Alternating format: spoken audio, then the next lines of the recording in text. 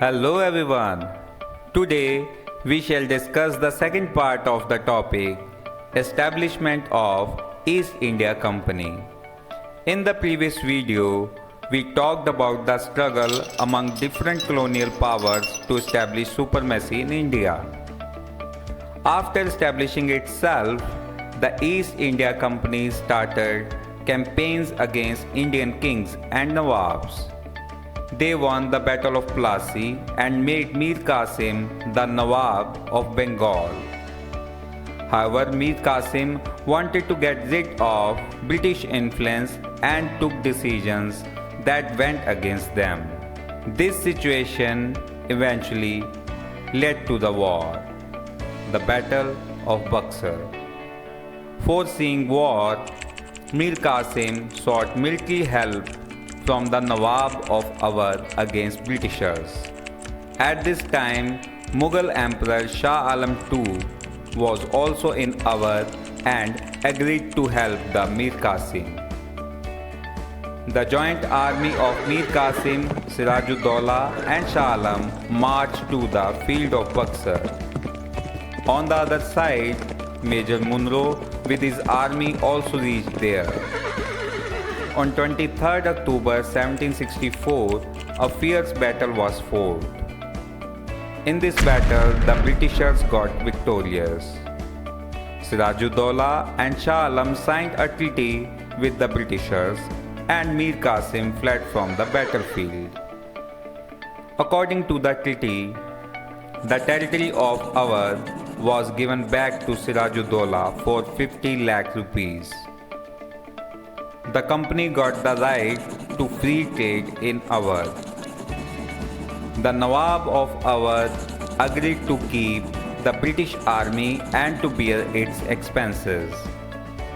The Mughal Emperor Shah Alam was given a pension of rupees 26 lakhs. The areas of Kara and Allahabad were taken from the Nawab of Awadh and were given to the Shah Alam.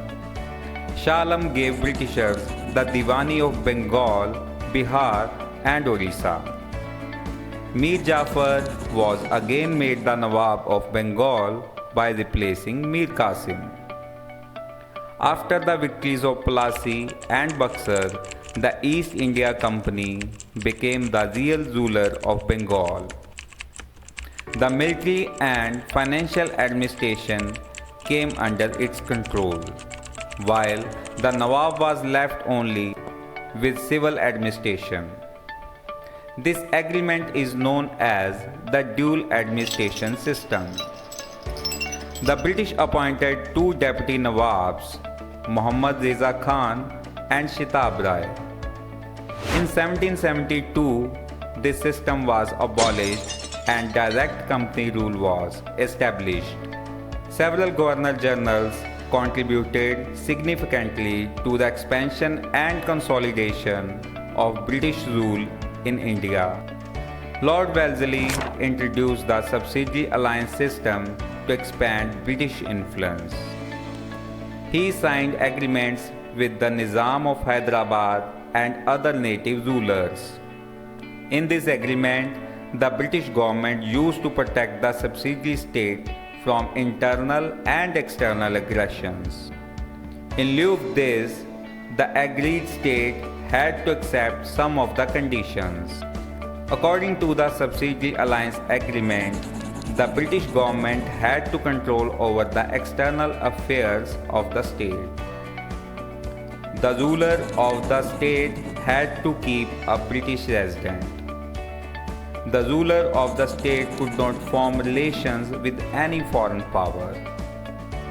The state could not declare war against any other state without British permission. Through such alliances and military strength, the British expanded their control.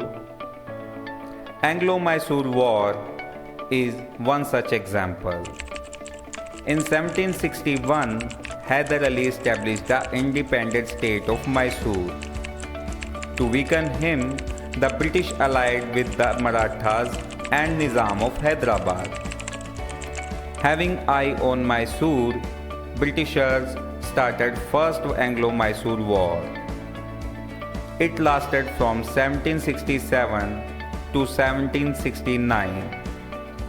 It ended in Hyder Ali's victory and a treaty was signed in which the British promised military support against the Marathas. However, when the Marathas attacked, the British failed to help him and instead sided with his enemies. In retaliation, the Second Anglo-Mysore War broke out. During this war, Hyder Ali died. After the death of Hyder Ali, his son Tipu Sultan became the new Sultan of Mysore. He continued the fight with Britishers and they were forced to sign the Treaty of Bangalore in 1784. But in 1799, Britishers again attacked Mysore. This time during the war, Tipu Sultan died fighting the British near Srirangapatnam. After his death, large part of Mysore came under British control, while the remaining territory was restored to the old Mysore royal family who accepted the subsidiary alliance. Another example of British expansion through war is the Anglo-Maratha Wars. In 1802, Lord Wellesley signed the Treaty of Basin with Peshwa Bajirao II, weakening Maratha power. In the Second Anglo-Maratha War, Maratha chiefs like Bhonsle and Scindia were defeated. The Treaty of Devgaon forced Bhonsle to cede Cuttack and Balasore. The Treaty of Surji Anjan Gaon forced Scindia to cede Ahmednagar, Bharuch and the area between the Ganga and Yamuna rivers. Wellesley also captured Indore, the capital of Jaswantrao Holkar. He was later recalled to England, but subsequent treaties brought Holkar, Scindia and Bhonsle under the subsidiary alliance system. Let us now discuss the expansion under Lord Dalhousie. Lord Dalhousie used multiple methods to expand the empire.